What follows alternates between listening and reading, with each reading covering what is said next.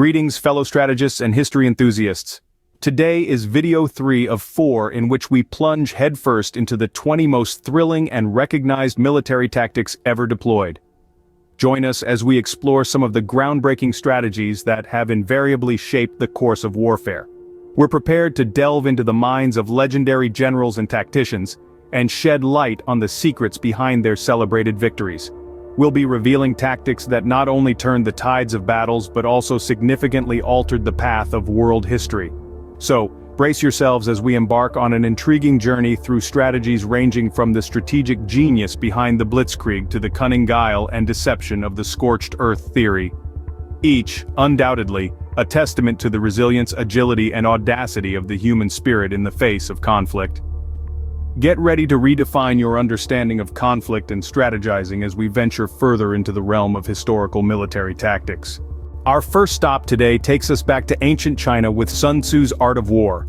A timeless masterpiece, this treatise on military strategy has influenced countless generals and leaders over the course of history.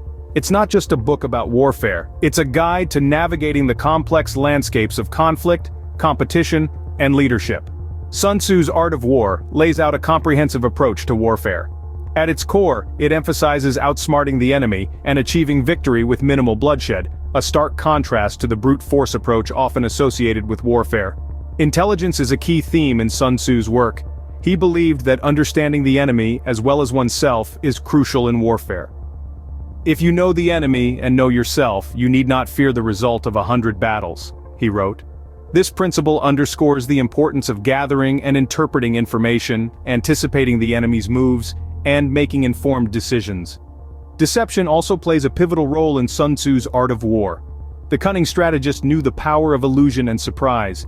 He advised leaders to mask their intentions, feign weakness when they are strong, and strike when the enemy least expects it.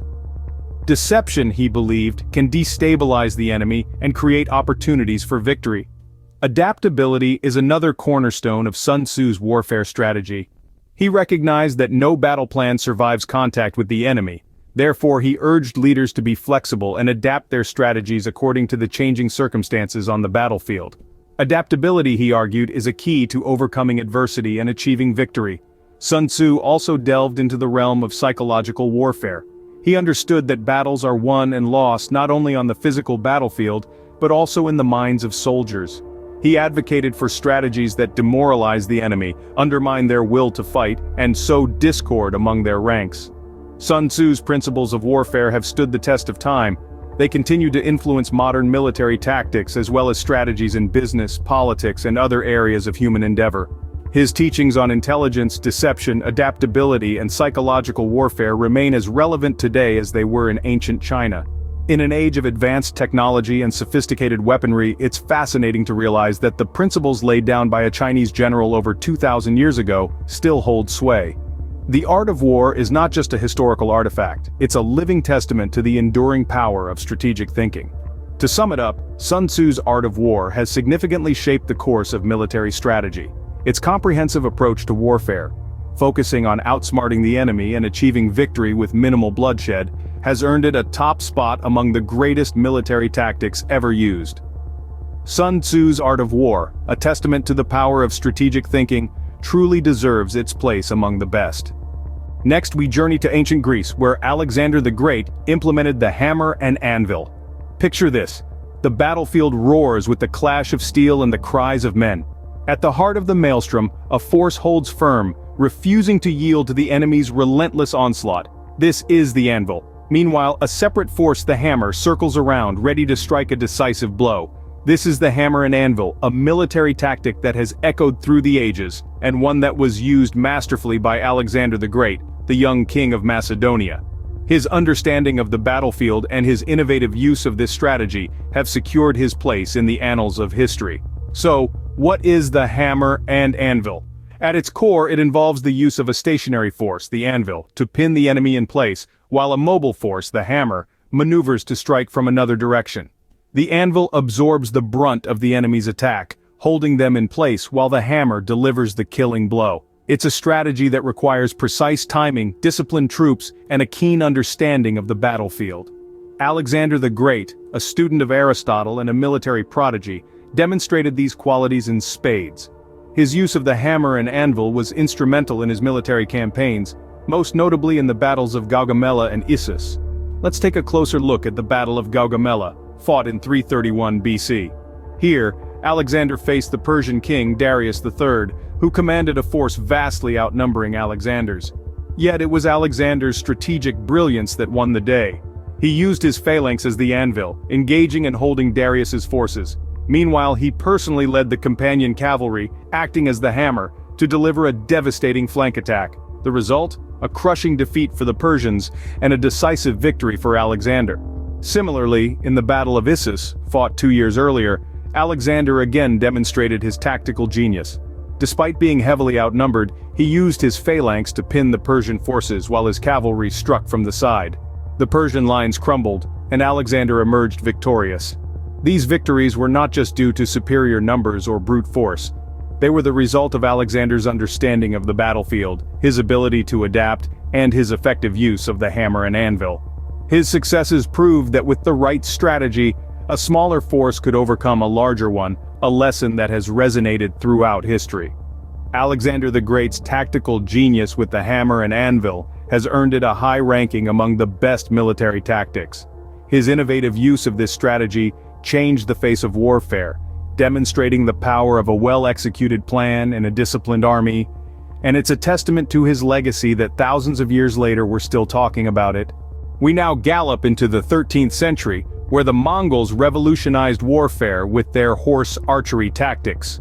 The Mongols were renowned for their exceptional horse archery skills, which they used to create a novel and highly effective combat style. The Mongols were a nomadic people, and their way of life facilitated their mastery of horse riding and archery.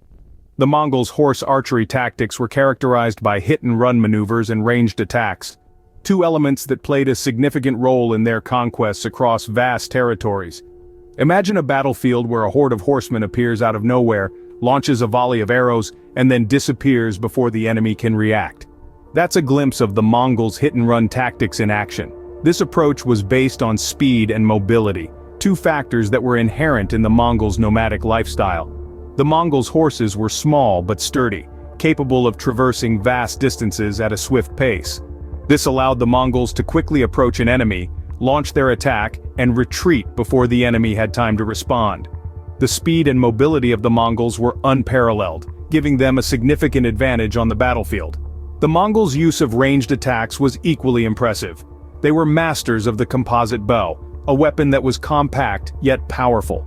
The composite bow's design allowed it to be used effectively on horseback, making it the perfect weapon for the Mongols' hit-and-run tactics. The Mongols' accuracy with these bows was exceptional, allowing them to launch precise attacks from a distance. But the Mongols' tactics weren't just about speed and accuracy. They also incorporated elements of psychological warfare. The fear that the Mongols instilled in their enemies was a weapon in itself. Stories of the Mongols' ruthless efficiency and the speed of their attacks spread far and wide, often causing panic among their adversaries before the battle even began. The Mongols' horse archery tactics were revolutionary for their time. They combined elements of speed, mobility, precision, and psychological warfare to create a highly effective combat style. These tactics allowed the Mongols to conquer vast territories and establish one of the largest empires in history. It's important to note that the Mongols' tactics weren't just effective on the battlefield. They also had a significant impact on the broader context of warfare. The Mongols' approach to combat demonstrated the power of mobility and ranged attacks, influencing the development of military tactics and strategies for centuries to come. The Mongols' horse archery tactics, a game-changer in its time, has earned its place among the top military strategies.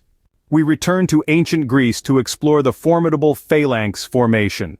In a time when the clashing of bronze and steel echoed across the battlefield, the ancient Greeks devised a strategy that would become a hallmark of their warfare. This was the phalanx formation. Picture a tight-knit group of hoplites or heavy infantry, their shields interlocked, spears pointing forward, forming an impenetrable wall of men and metal. This was not just a formation, it was a testament to unity, discipline, and tactical prowess. The phalanx was a formidable defensive formation, with each man's shield protecting not only himself but also his comrade to the left. It created a collective defense that was hard to break. Imagine trying to penetrate a forest of spears while a wall of shields deflects your every attack. It was a daunting task for any enemy force. But the phalanx was not merely designed for defense, it was equally effective in offense. Moving forward as a single cohesive unit, the phalanx could press against enemy lines with overwhelming force. The front line, armed with long spears known as sarissas, would thrust their weapons at the enemy, while those behind would push forward with their shields, creating a wave of pressure that was incredibly difficult to resist. This formation dominated adversaries in pitched battles during the classical period. It was instrumental in many Greek victories, from the Battle of Marathon against the Persians to the conflicts of the Peloponnesian War. The phalanx formation was more than a tactic, it was a symbol of Greek military might and strategic acumen. Yet, like all strategies, the phalanx had its weaknesses. It required flat terrain and highly disciplined troops. Any disruption in the formation could create a fatal weakness. Nonetheless, its impact on the battlefield was undeniable, and its influence on military tactics can still be traced in modern times. The phalanx formation, a testament to the Greeks' tactical prowess, holds a respectable ranking among the top military strategies.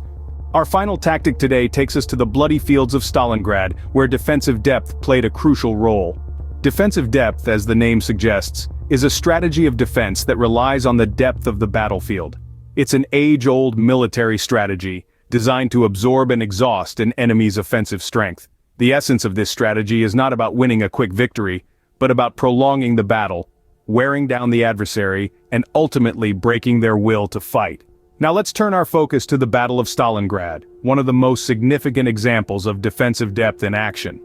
This was a grueling, months-long battle during World War II that was marked by relentless street fighting and close-quarters combat. The Soviet Union, defending against the German offensive, effectively utilized the strategy of defensive depth. The city of Stalingrad, with its maze of streets, buildings, and factories, was transformed into a layered defensive position. The city's depth allowed the Soviets to absorb the onslaught of the German forces, drawing them deeper into urban combat and stretching their supply lines thin. This strategy of defense and endurance effectively turned the city into a meat grinder, consuming the manpower and resources of the German army. The Soviets were able to prolong the engagement, forcing the Germans to fight for every inch of the city. As the battle dragged on, the attrition began to take its toll on the German forces. Their resources dwindled, their morale plummeted, and their offensive strength was effectively neutralized. The Battle of Stalingrad ultimately turned the tide of the war in favor of the Allied forces. Defensive depth, while not as flashy as some of the more aggressive tactics we've discussed, is a testament to the power of endurance and patience in warfare.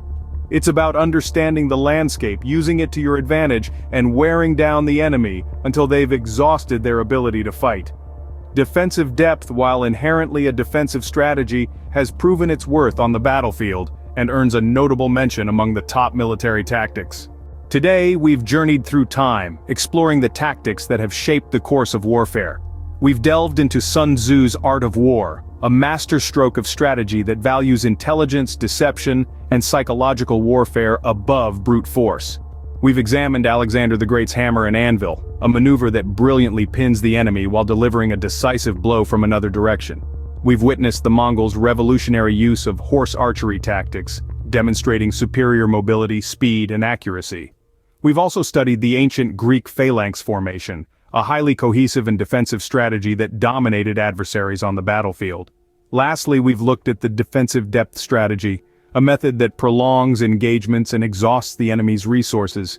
Each of these tactics has left an indelible mark on military history. Join us next time as we conclude our series with the final 5 tactics in our top 20. Until then, keep strategizing.